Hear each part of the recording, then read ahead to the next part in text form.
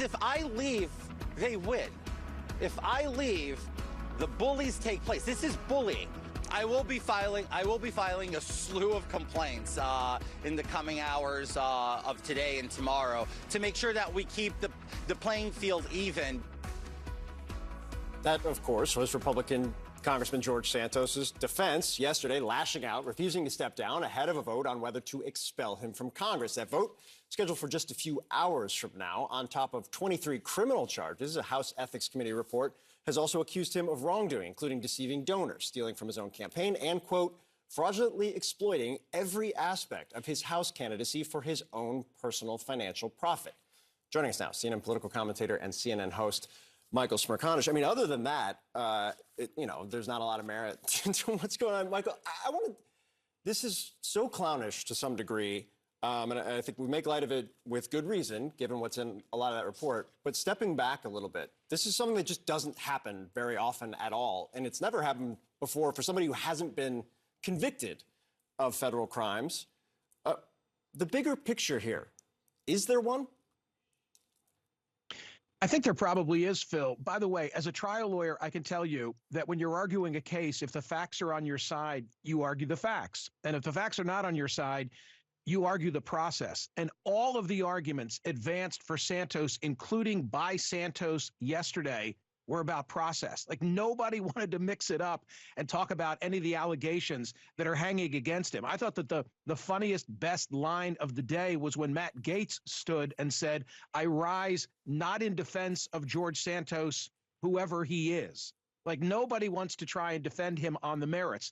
To your question of the bigger picture, well, there is a bigger picture question here. It's one of due process, again, arguing process, and the idea of whether the voters in his New York district ought to ultimately be the ones to throw him out, and I'm convinced that they would, or should it be the Congress? Like, what kind of a precedent are we setting if someone who hasn't been convicted, because the two that you referenced since the Civil War were both convicted in a criminal process? So do we really want to open the door now to say, even without a conviction, you're out?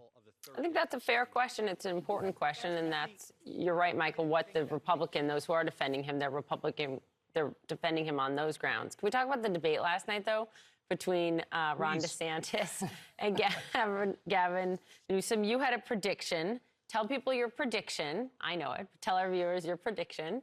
And then what actually we saw happen. I think it came true. I predicted that Gavin Newsom and Ron DeSantis would win the debate, and that Nikki Haley and Kamala Harris would lose the debate. And I think that's the net effect of it. I think each of them, first of all, I think it's a Rorschach test. Like, whoever won, whatever that means, it depends on whether you suit up in your blue or your red armor. But each of them were able to elevate their game and elevate their status as a future within their party. Do I think that it really moved the needle for DeSantis against Nikki Haley? Probably not. But, you can't now talk about the future of the Democratic Party and an heir apparent to Joe Biden without talking about Gavin Newsom and Kamala Harris and then everybody else. And if I could say one other thing, Poppy, sure. I've long wanted to imitate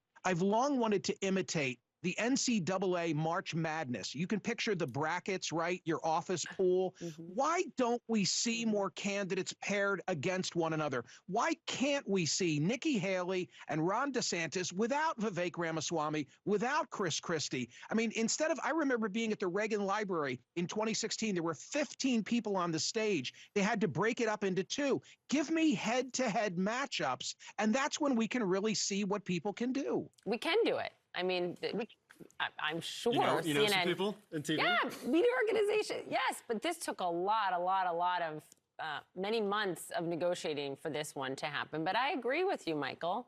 Seeing head-to-head with time makes a big difference. I think absolutely. I think our team who does these types of things would absolutely do it. Candidates need to be willing to do it to some degree. I'd also note our team's the best team by far. I do want to ask you, Michael, I like the head-to-head. I thought both were at a high level throughout the course of the night. But I also was struck by the prepared quippiness, including this one. Take a listen.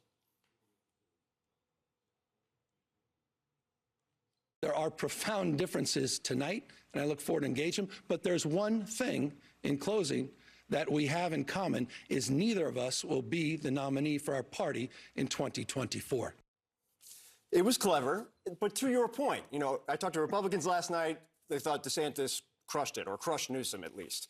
You talk to Democrats, Biden campaign officials were saying, I hope you're watching this. We're enjoying it a lot. What is the takeaway here on net for the actual presidential race? Well, I'm not sure that there is one, so long as Donald Trump continues his trajectory and so long as President Biden follows through and does continue to run for re-election. You both know all the speculation about whether, Biden in the end continues forward. Donald Trump certainly will continue forward because he's got no choice facing those 4 criminal indictments. But things could change. I have to say something as we're now beyond Thanksgiving and headed toward the holiday season. Although the strong likelihood is that it's a Trump-Biden matchup, I would not be floored if in the end, neither of them is the candidate of their party. So file that away. You can play the tape a year from now and embarrass me and say, hey, Michael, it wasn't quite a prediction, but you did float that notion. But can we play that out, Michael? Take that. Okay, play that out. They're not the candidates. Who's the candidate? Who are the candidates? I guess, Poppy, on the Republican side of the aisle, it all rests in the hands of my law school classmate, Judge Tanya Chutkin. Because if Donald Trump is on trial in March, if he's on trial next March, and if there's a conviction, then I think it's a total game changer. So there are a lot of intangibles. How about if I leave it like that? Okay, fair enough. Come back soon, Michael. Thank you. We'll watch this weekend. See you guys. All right. Thanks.